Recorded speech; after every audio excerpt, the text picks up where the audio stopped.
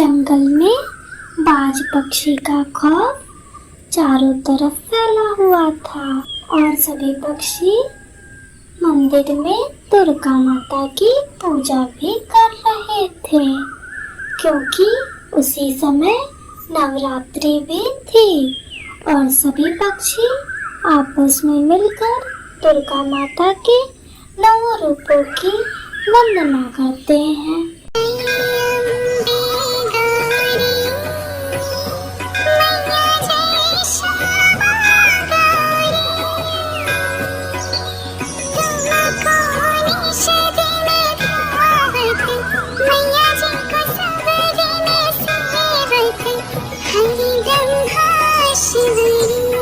खौफ के कारण सभी पक्षी रात में अपने घर के अंदर रहते और सुबह अनाज की खोज में जाते थे। कुछ दिन ऐसे ही बीतता गया और लाडो चिड़िया ने कुछ दिन बाद 2 अंडे दिए और दोनों अंडों को छोड़कर लाडो चिड़िया अनाज के लिए निकलती है।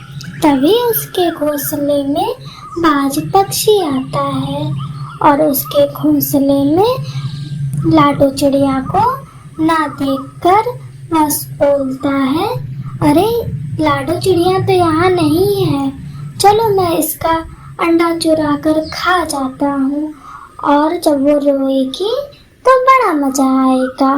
और बाज पक्षी ने दोनों अंडे चुरा कर अपनी गुफा में ले जाकर रख दिए।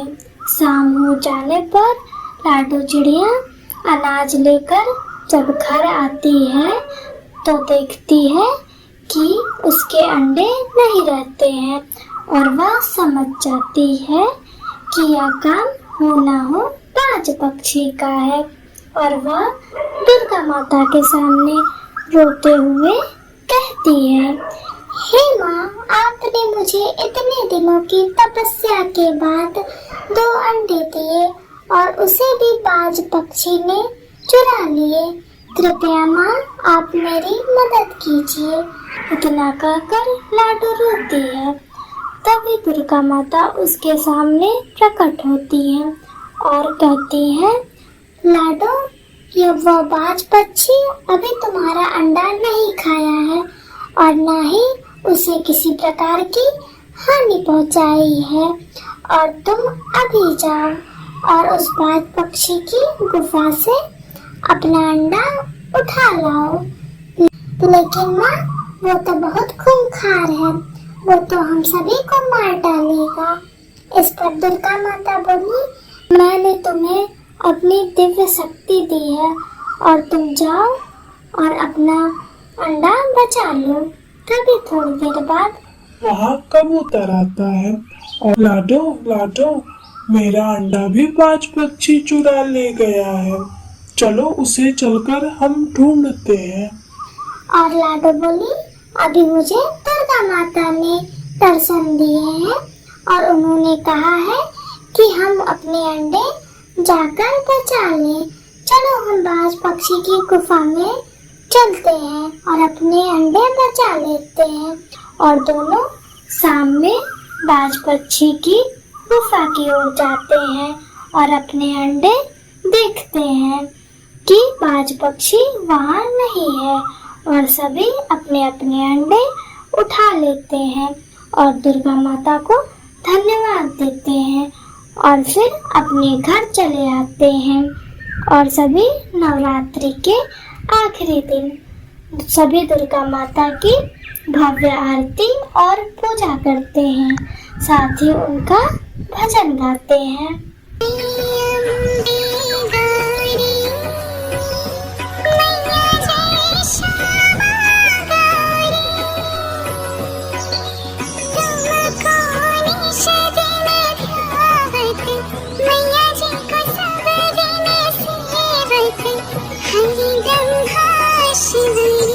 लाडो चिड़िया माँ दुर्गा की अनन्य भक्त थी। वो सुबह सुबह माता दुर्गे की पूजा करके शहर पर निकलती है और जाकर एक पेड़ पर बैठ जाती है। तभी वहाँ पर रानी कौवी आती है और वहाँ बैठ जाती है और कहने लगती है, सुबह सुबह तुम अपनी यहाँ शक्ल लेकर क्यों चली आई? एक तो तुम बाँझ हो, ऊपर से अपनी शक्ल दिखाकर हमारा दिन खराब कर देती हो। तुम क्या जानो बच्चे का सुख क्या होता है। इतना सुनते ही लाडो चिड़िया रोने लगती है और कहने लगती है, मुझे माफ कर दो बहन, मैं यहाँ से जा रही हूँ और अब मैं आपको परेशान नहीं करूँगी। इतना कहकर लाडो चिड़िया अपने घर जाती है और माता दुर्गे से कहती है, हे माँ, मेरी भक्ति में ऐसी कौन सी कमी रह गई जो आपने मुझे एक बच्चा नहीं दिया। तभी वहाँ पर जग्गू चिड़ा आता है और कहता है, हो सकता है लाडो, माता दुर्गा हमारी परीक्षा ले रही हूँ। और अब धीरे धीरे समय बीतने लगता है और लाडो चिड़िया सो रही होती है। तभी उसके सपने में माता दुर्गा दर्शन देती हैं और कहती हैं, सुनो लाडो, अगर तुम्हें बच्चा चाहिए तो तुम नवरात्रि में 9 छोटी चिड़िया को खाना खिलाओ और उनके आशीर्वाद भी लो, जिससे कि तुम्हारे घर में एक नन्ही सी परी जन्म ले। और इतना सपना देखकर लाडो उठ जाती है और सारी बातें जग्गू को बताती है। इतना सुन के दोनों पति पत्नी माँ दुर्गा के सामने हाथ जोड़ के प्रार्थना करने लगते हैं और उनकी पूजा करते हैं। और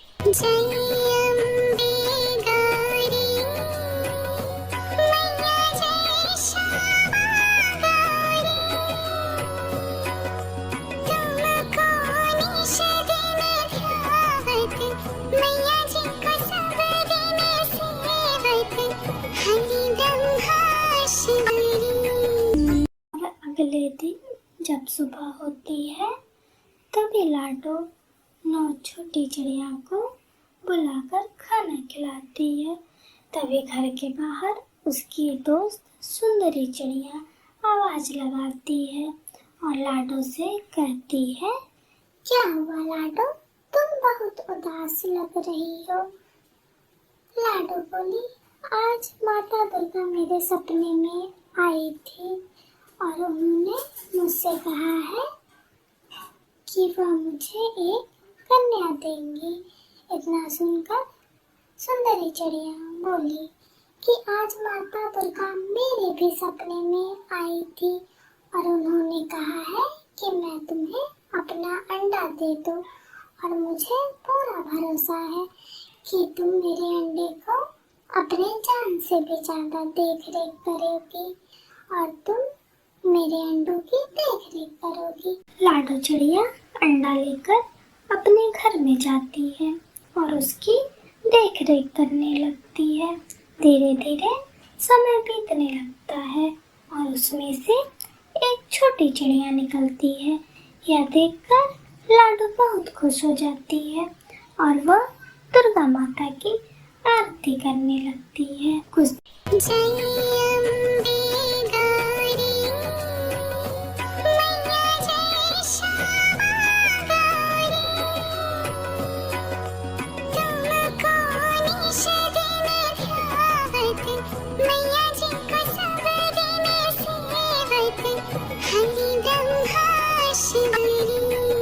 दिन बाद यह बात रानी कौवी को पता चलती है कि लाडो की बेटी गोद ली है और वह तुरंत चिकू चिड़िया के पास जाती है और कहती है, ये तुम्हारी माँ नहीं है, तुम्हारी माँ तो सुंदरी चिड़िया है। इसने तुम्हें गोद लिया है और ये तुम्हें मार डालेगी, इसलिए तुम अपनी माँ के पास चले जाओ। इतना सुनकर चिकू बोली, क्योंकि वो तो साक्षात माँ दुर्गा का स्वरूप थी, वो बोली, इन्होंने उन्होंने मेरी बचपन से देख रेख की है और मुझे कभी भी किसी चीज की कमी नहीं की है। इसलिए आप यहाँ से जाइए और मैं अपनी माँ के साथ बहुत खुश हूँ। लाडो चिड़िया भी बहुत खुश हो जाती है और रानी कौवी चुपचाप वहाँ से चली जाती है और वह सोचने लगती है कि यह कैसे हो गया। तभी उसके सामने एक शेर के समान पक्षी प्रकट होता है और कहता है, मैं कोई साधारण पक्षी नहीं, मैं दुर्गा माँ का वाहक हूँ। तुम ध्यान से मेरी बात सुन लो लाडो चिड़िया, और उसके परिवार को परेशान करना छोड़ दो, वरना बहुत बुरा होगा। और अब तुम भी सुधर जाओ। इतना सुनकर रानी कौवी को अपनी गलती का एहसास हो जाता है और वह अब प्रण लेती है कि अब ऐसी गलती नहीं करेगी और वह भी अपने घर में माता दुर्गे की प्रतिमा स्थापित करके उनकी पूजा करने लगती है।